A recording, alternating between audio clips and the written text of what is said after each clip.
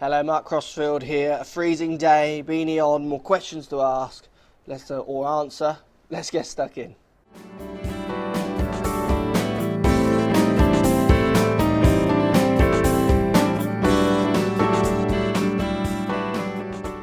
So Paul says, hey Mark, I've always wondered what difference does it make when the weights are moved around in the club head, specifically 913F and 913FD.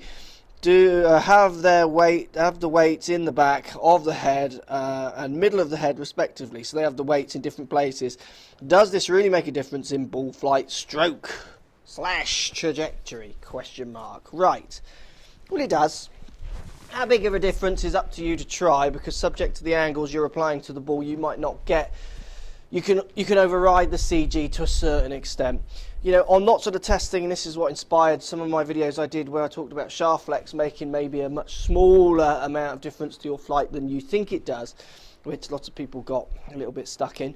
When I was doing that with different shafts and different club heads, I was finding that the CG of the club, so the thicker soles compared to the thinner soles, where the CG was low, back, middle, front, had much bigger difference on spin and launch angle than the shaft could change those numbers.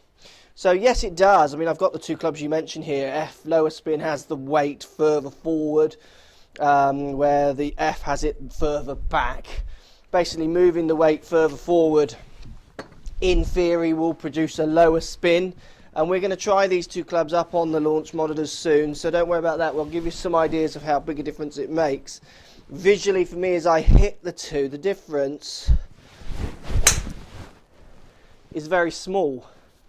The difference visually is very big on these two clubs, because what the FD is a bigger head than the F, so that's a bigger difference. But the actual launch and spin and flight, to me, looks very similar to my eyes.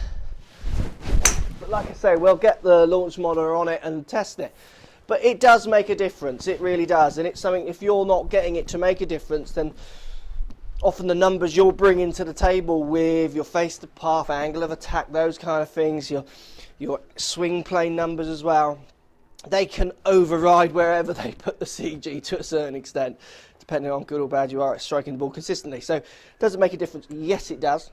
Will it make a big enough difference to you to really see the difference? Well, that's debatable, subject to what you bring to the table. Hope this helps. Definitely makes a difference. CG in clubs is one of the biggest things I found that make a difference. Thanks for posting the question. Speak to you soon.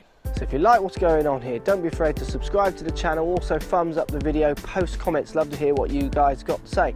Let's keep it social. The more we talk, the more we share, the easier this game will get for everybody. So if you want to find me on Facebook here, you can find me on Facebook.